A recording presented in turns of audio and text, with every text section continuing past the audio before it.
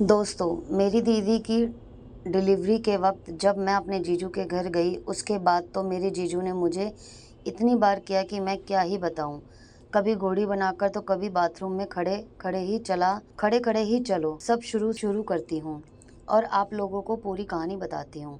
पर हाँ, आप लोगों को मैं बता दूँ कि ये कहानी पूरी ज़रूर देखना, तभी आपको मज़ा आएगा। चलो शुरू करती हूँ। नमस्कार दोस्तों, मैं आपकी दोस्त पूजा। मेरी लंबाई लगभग 5 फुट 2 इंच है। मैं 21 साल की उभरती जवानी की लड़की हूँ। मेरे चश्मे और ब्रा का नंबर हमेशा बढ़ता ही जाता है और मेरी ब्रा का नंबर भी बढ़ता जा रहा है। मेरा रंग दूध की तरह गोरा है।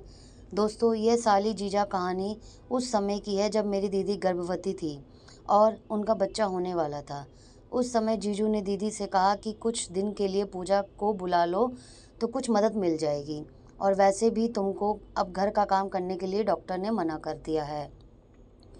इस पर दीदी ने अगले दिन मम्मी को फ़ोन किया और मुझे कुछ दिन के लिए भेजने को बोल दिया। फिर भैया मुझे लेकर दीदी के घर छोड़ने आ गए। उस दिन जब मैं घर पहुंची तो शाम को जीजू ऑफिस से घर आए और मुझे देखते ही बोले, आ गई साली साहिबा, कैसी हो पूजा। नमस्ते की और कहा, मैं ठीक हूँ जीजू, आप बताएं। फिर हम सब लोग बैठकर बहुत सारे बातें करने लगे।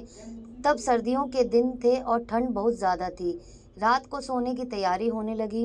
एक कमरे में दीदी, जीजू और मैं सोई और दूसरे कमरे में भैया सो गए थे। अगले दिन भैया दीदी से मिलकर चले गए और मैं दीदी के घर में ही रुक गई। अब घर के काम करती। जीजू सुबह ऑफिस चले जाते और शाम को आते थे।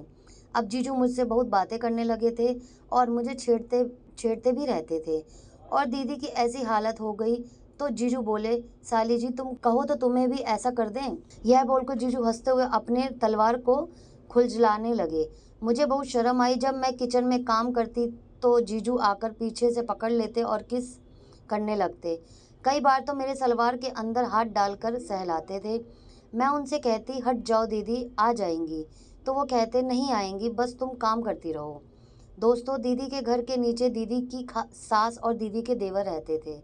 दीदी की सास अधिकतर नीचे ही रहती थी क्योंकि उनके घुटनों में दर्द रहता था, इसलिए वे ऊपर नहीं आती थी। लेकिन अगर मैं सामने पड़ जाती या आसपास कोई नहीं होता तब दीदी के देवर मुझसे बात करने की कोशिश करते थे। दीदी के घर में किराए पर कमरा लेकर रहने वाले लड़के, आस पड़ोस के लड़के और रिश्तेदार के बहुत से लड़के मुझे करने की जुगाड़ में रहते थे, पर मैं किसी को ज़्यादा भाव नहीं देती थी और दीदी को भी यह सब पसंद नहीं था। मेरी दीदी कहती हैं कि आजकल के लड़के बस उसके प्यासे होते हैं। हर लड़का उसका मज़ा लेना चाहता है और उसमें भी अगर कुंवारी मिल जाए फिर तो कहना ही क्या, क्योंकि यह तो दीदी को भी अच्छे से पता था कि अगर किसी लड़के ने पूजा को पटा लिया तो बिना किए तो छोड़ेगा ही नहीं। एक रात हम खाना खाकर लेटे ही थे कि अचानक 10 बजे दीदी के पेट में डिलीवरी का दर्द शुरू हो गया। उनकी हालत बिगड़ने लगी तो जीजू ने गाड़ी निकाली, दीदी को अस्पताल ले गए और भर्ती करा दिया। दीदी के साथ उनकी सास भी गई थी। मैं और दीदी के देवर घर में अकेले थे। मुझे बहुत डर लग रहा था, दीदी के देवर ऊपर आकर मुझे कुछ कर ना दे। पूरी रात में ठीक से सो भी नहीं पाई, लेकिन ऐसा कुछ नहीं हुआ। सुबह जीजू घर आए और बोले, साली साहिबा, अब तुम मौसी बन गई हो, तुम्हारी दीदी को बेटी हुई है। मैंने भी जीजू को बधाई दी। यह सब कहते कहते जीजू पीछे से मेरे गुब्बारे को दबाने लगे और मेरी कमीज उतारने लगे। मैंने मना किया लेकिन वो नहीं माने और किस करने लगे। फिर उन्होंने मेरी कमीज निकाल दी और मेरे ऊपर से दबाने लगे। मैं कसमसाने लगी। मैं छोड़ने के लिए बोली तो जीजू कहने लगे, साली साहिबा, मेरा लेने का बहुत मन कर रहा है। पिछले 8 महीने से मुझे नहीं मिली है। तुम्हारी दीदी ने हाथ भी लगाने नहीं दिया था, इसलिए अब मना मत करो। मैंने कहा, जीजू नहीं, प्लीज़ छोड़ो, दीदी को पता चल जाएगा। इतना कहकर मैंने अपने आप को छुड़वाया और बाथरूम में नहाने के लिए भाग गई। तभी जीजू आए और बाथरूम का दरवाज़ा खोलने के लिए कहने लगे, लेकिन मैं नहीं खोला। मैंने नहा कर बाहर आई तो जीजू मुझे देखकर हंस रहे थे। तभी दीदी फ़ोन आ गया। वह कहने लगे कि नर्स से बाजार कुछ दवाइयाँ लाने के लिए बोला है। जीजू बोले, पूजा जल्दी से खाना बना दो, तुम्हारी दीदी के लिए खाना भी लेकर जाना है। फिर मैंने खाना बनाया, जीजू ने खाना खाया, दीदी के लिए भी लेकर अस्पताल चले गए। फिर मैं सो गई। शाम को जीजू अस्पताल के घर आए और बताया कि अभी नर्स ने 2 दिन तुम्हारी दीदी को भर्ती रहने के लिए कहा है, क्योंकि उनको बहुत ज़्यादा कमज़ोरी और दर्द है, इसीलिए अभी अस्पताल से उनकी छुट्टी नहीं कर सकते हैं। जीजू कहने लगे, साली जी चाय बना लो। मैंने चाय बनाई और हम दोनों के साथ बैठकर चाय पीने लगे और बातें भी करते जा रहे थे। बातों बातों में जीजू ने मुझे बताया कि कल तुम्हारी दीदी की शादी को 3 साल हो जाएगा। तभी मुझे याद आया, अरे हाँ जीजू, कल आज तो आपकी शादी की सालगिरह है। मैं तो भूल गई थी, लेकिन जीजू थोड़ा उदास हो गए क्योंकि दीदी अस्पताल में थी। मैं बोली, कोई बात नहीं जीजू, कल दीदी से मिलने चलेंगे। अगले दिन मैं जीजू के साथ दीदी से मिलने अस्पताल गई तो दीदी मुस्कुरा रही थी। तभी मुझे याद आया, अरे हाँ जीजू, कल तो आपकी शादी की सालगिरह है।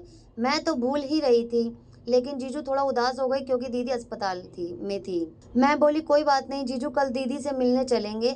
अगले दिन मैं जीजू के साथ दीदी से मिलने अस्पताल गई तो दीदी मुस्कुरा रही थी।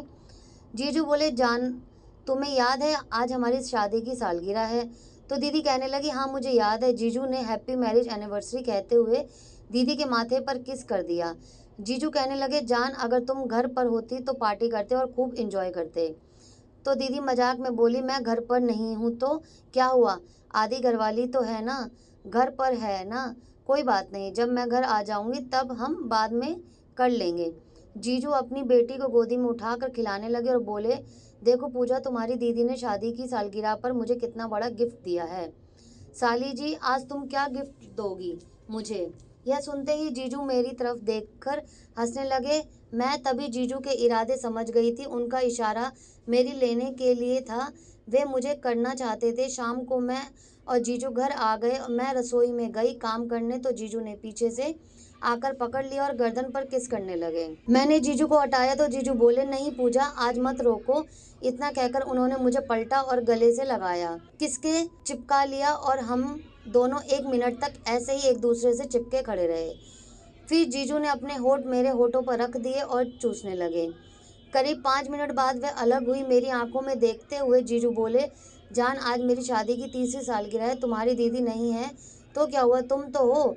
मैं तुम्हारे साथ इसे यादगार बनाना चाहता हूँ। चलो अब तैयार हो जाओ।